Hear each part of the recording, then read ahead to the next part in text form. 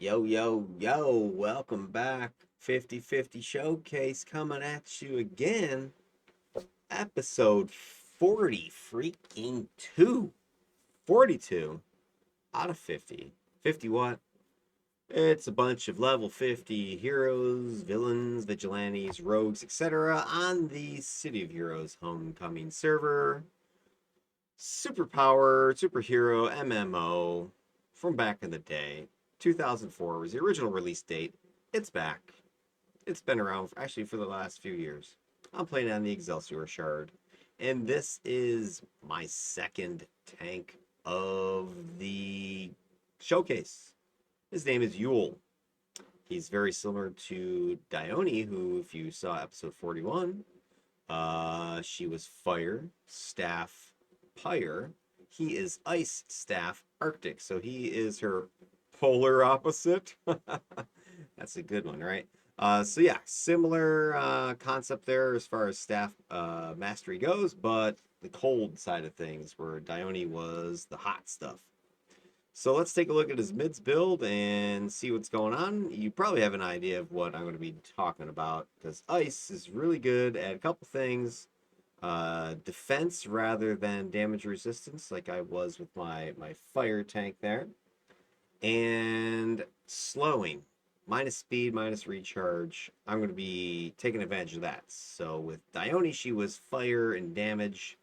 With Yule, he is going to be ice, slowing, and that's going to help with his damage mitigation combined with his fairly, high levels of defense that he has put together to make him a much more survivable tank than Dione was. Not that Dione was getting, mopped up, but she did have to click heals many a time. I don't need to worry about that near as much with Yule, although of course, that comes with the caveat of, minus defense debuff type of stuff, or there are certain enemies that can punch through his defenses that he does have.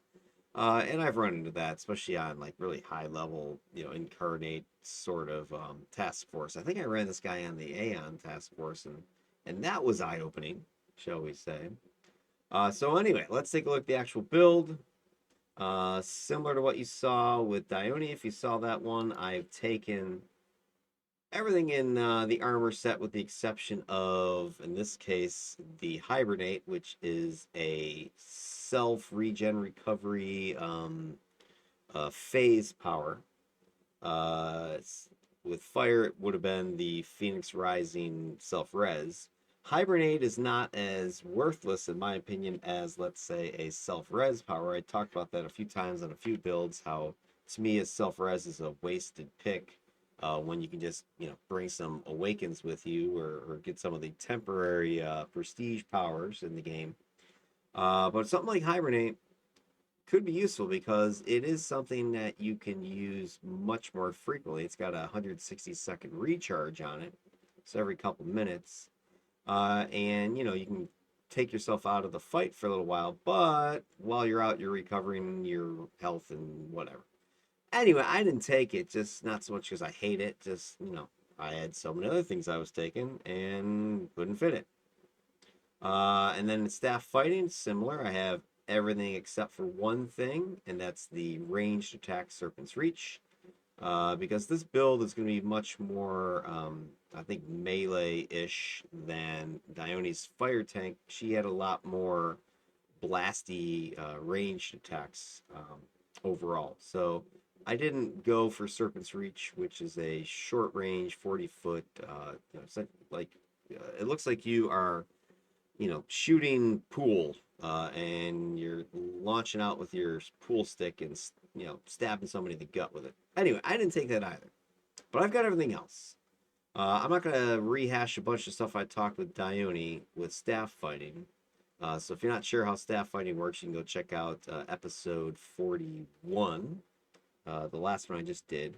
The one thing I will say with this is that a couple of powers are going to be useful for ice armor itself, and one of those is guarded spin, because guarded spin, when you land it, it's a melee cone.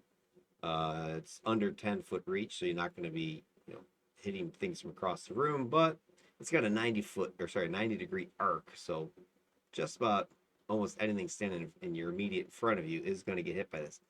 But it does boost your defense when you land that hit. So it's going to boost up your melee and lethal defenses by 15% for 10 seconds.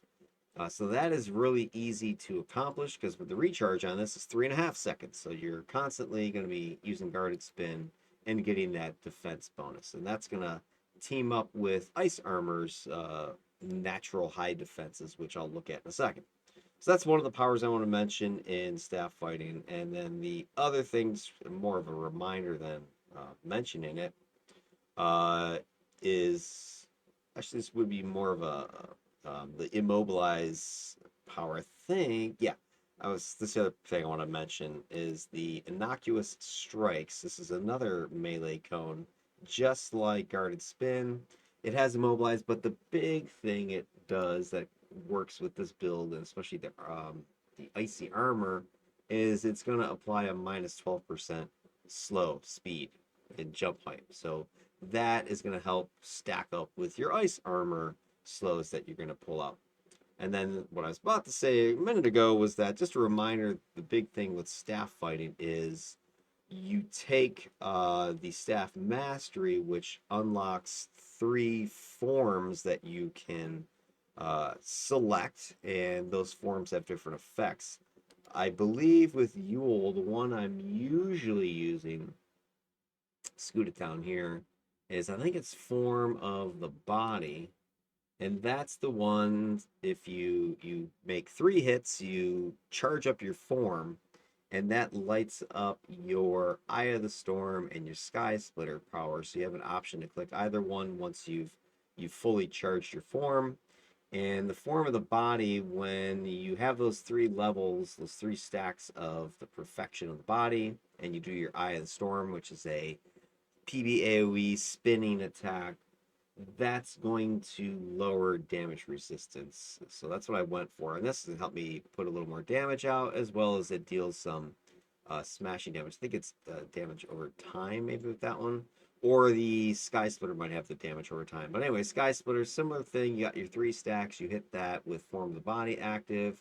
Does the additional smash, which, like I said, I think is DOT. And it gives you a moderate just resistance buff for a short little time. Nothing to, make you impervious to everything. Speaking of impervious, if you know a little bit about ice armor, or you know a lot of bit about ice armor, the big thing that most of the icy powers bring are defenses to this, that, and the other type of damage. So, for instance, frozen armor has smash lethal defense.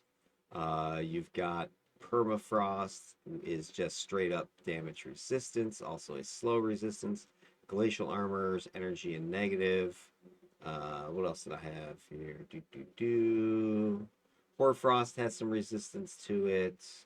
Wet ice is your damage, so your mez resistance power. It also has some slow resistance put in here. One thing I like about ice armor, there is lots of slow resistance. So I've got that in wet ice. I've got it in permafrost. Let me just check the numbers. That's permafrost is 20%.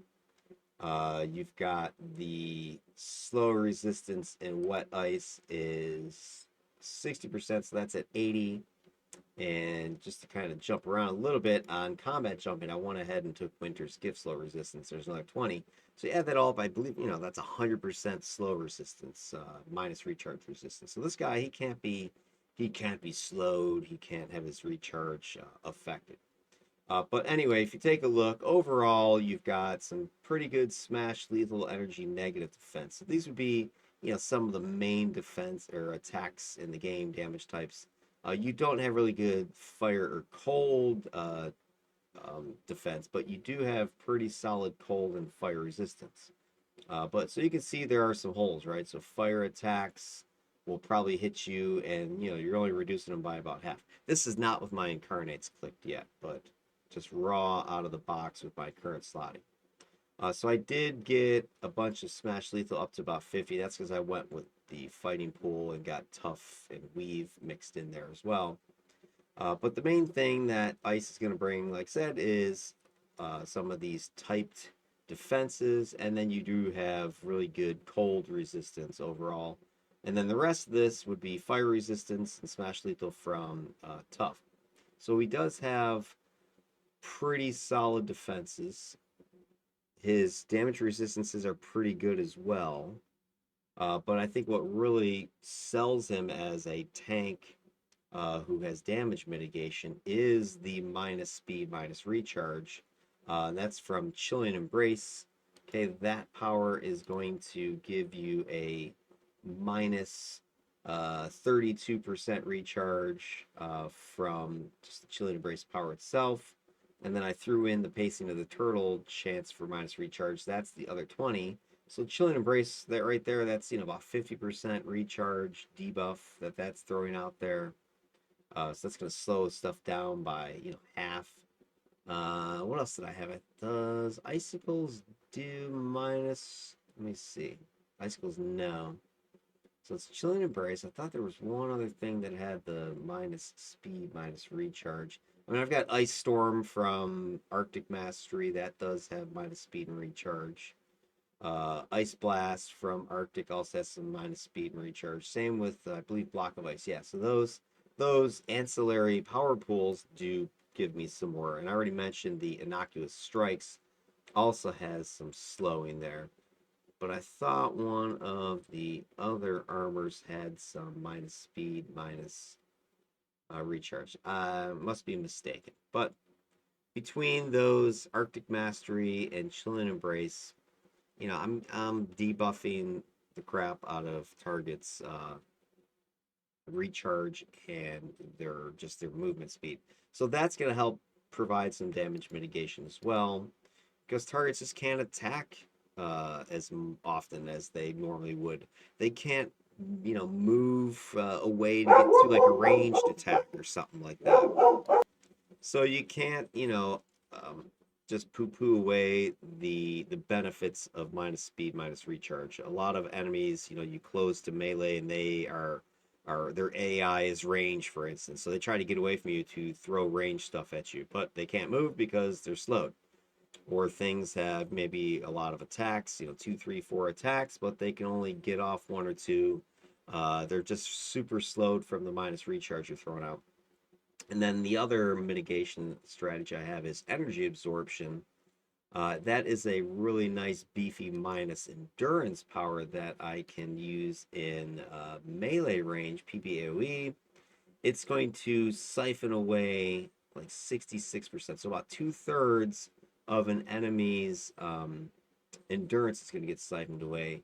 And the recharge in this, if I remember, is pretty good. It's like 20 some odd seconds, right? So, at least once, if not twice in a fight, I can absorb and suck a bunch of your endurance. So that's also going to help me to mitigate, because enemies without endurance, they can't attack. So you got the minus speed, the minus recharge, the minus endurance. You've got lots of defense you're throwing in here. You've got a smattering of damage resistance thrown in there. So all that's going to add up to a fairly safe tanky build. And sort of cherry on top, if you watch the Dione video, one of the things I talked about there is how staff fighting has some decent soft control in it, with just some knockdowns, knockback type of powers. You're tripping enemies, like Guarded Spin can trip enemies. Sky Splitter can knock things up in the air and send them, flying backward. You've got the Immobilize minus speed with the Innocuous Strikes. Sorry, it was Eye of the Storm that had the knockdown. I think I said Guarded Spin.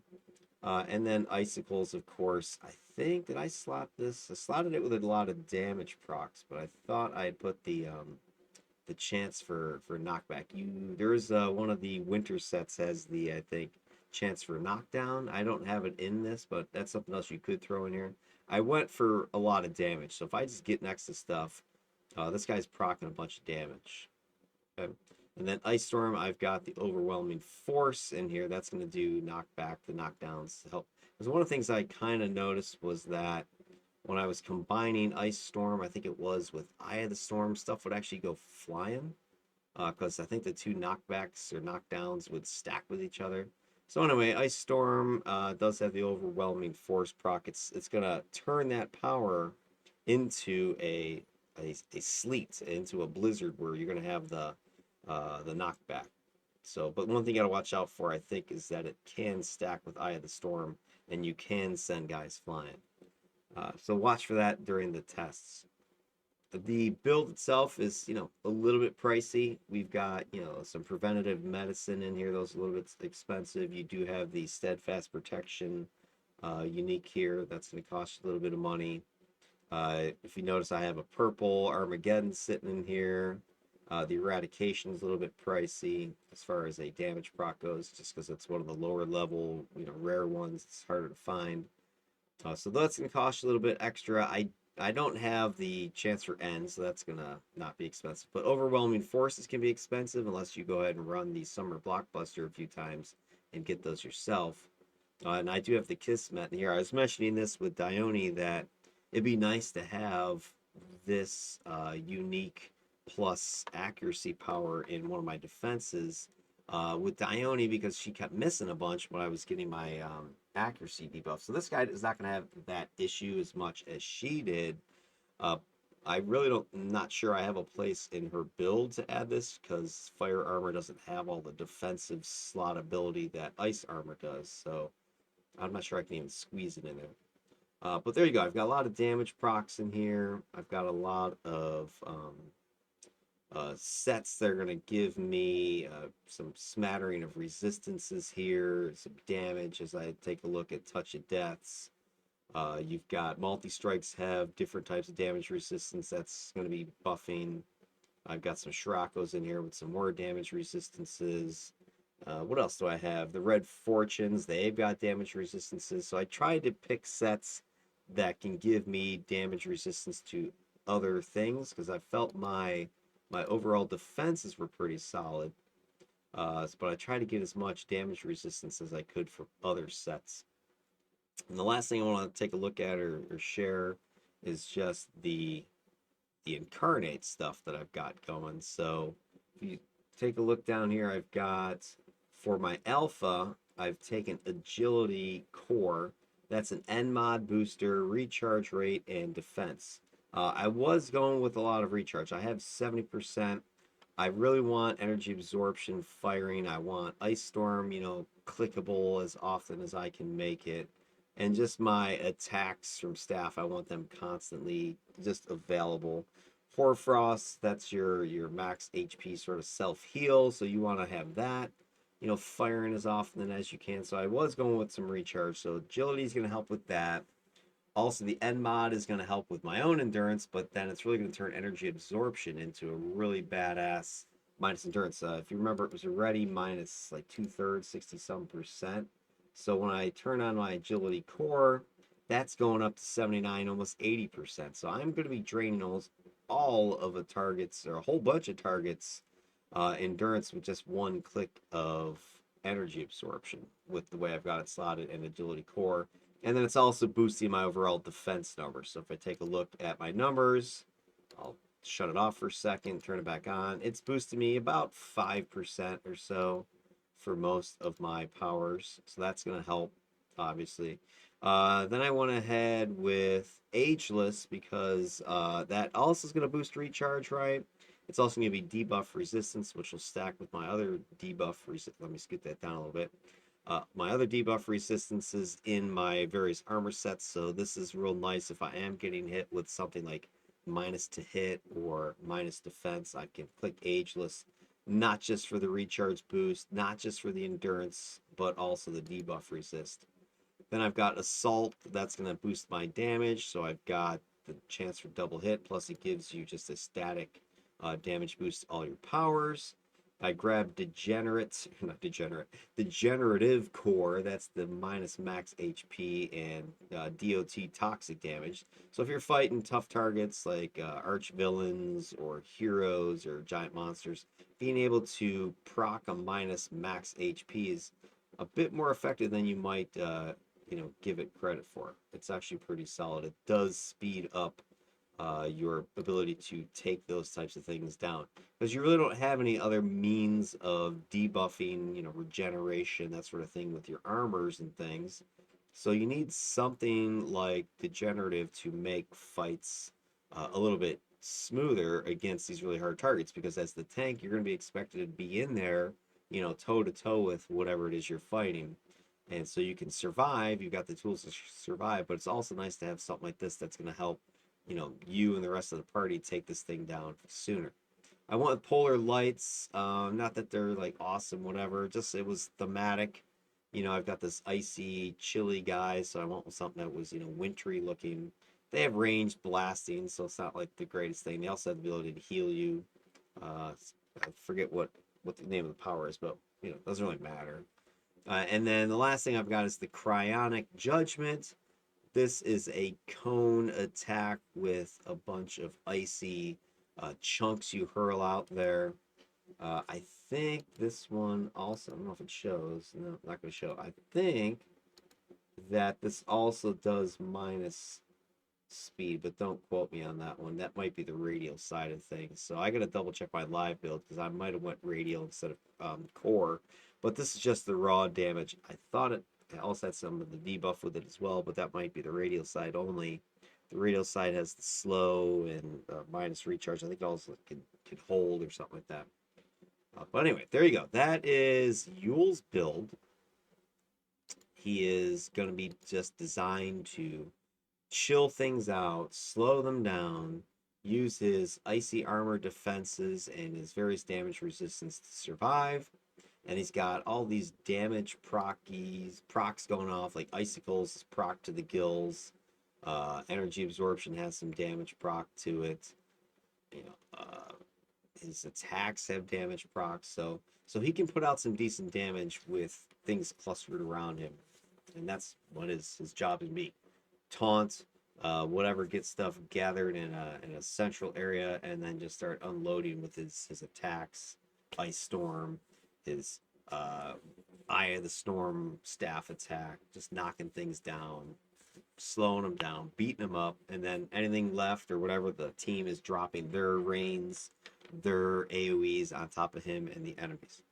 All right, that is the build for Yule. I'm going to go ahead and run a couple solo showcase missions against some council to show you how, what strategies or what sort of tactics you can use with this build. And then we'll get some team action going where you can see how he functions with, 4, 5, 6 teammates, and how that interacts with, a bunch of pugs that he doesn't know, and who knows what they're going to do. All right, I will catch you on part 2.